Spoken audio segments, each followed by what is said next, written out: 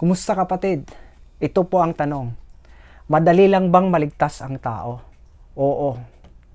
Sabi sa Romans 10 verse 9 that if you confess with your mouth that Jesus is Lord and believe in your heart that God raised Him from the dead, you will be saved. Kailangan mo i-confess na si Jesus ang Diyos. Galing sa iyong puso. At naniwala ka na siya ang Diyos na namatay sa krus ng Kalbaryo at sa 3 araw siya ay nabuhay namang muli.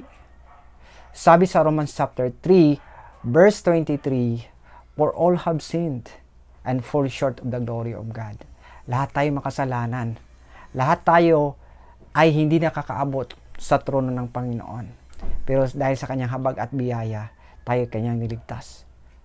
Sabi sa Romans 6:23, for the wages of sin is death, but the gift of God is eternal life through Jesus Christ our Lord. Ang kabayaran ng kasalanan ay kamatayan. Pero ang kanyang pangako, ang kanyang gift is eternal life through Jesus Christ our Lord. Kaya kailangan nating tanggapin si Jesus bilang Lord and Savior natin. Kaya kapatid, kung ikaw nakikinig ngayon at hindi mo pa tinanggap si Jesus ng totohanan sa iyong buhay, hayaan mong ipanalangin kita at sundan mo ko sa panalangin. Tanggapin mo si Jesus bilang Lord and Savior. Father God, ako po'y lumalapit sa inyo, Panginoon, sa oras na to. Nagpapakumbaba. Humihingi ng tawad sa lahat ng aking kasalanan. Alam ko, Panginoon, na ako'y makasalanan, O Diyos, at hindi ako makaabot sa iyong trono.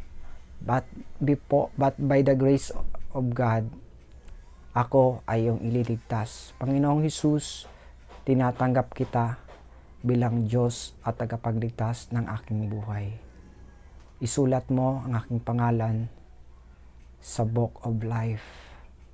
I pray, O God, Lord, na ngayon, sa araw na to, ikaw na ang magiging driver ng buhay ko, ikaw na ang masusunod ng buhay ko, at ako na ay bagong nilalang, ako na ay iyong anak.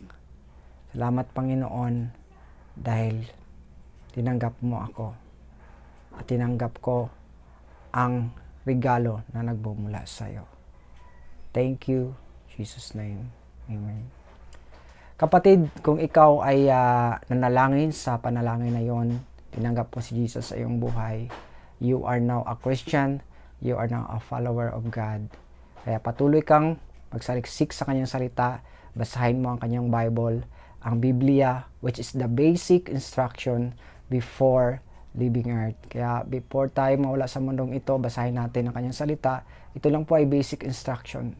Kailangan po natin. Gusto po nating malaman sino si Jesus at kung ano pa ang magagawa niya sa buhay po natin. Ang Diyos natin ay totoo. Read your Bible. God bless.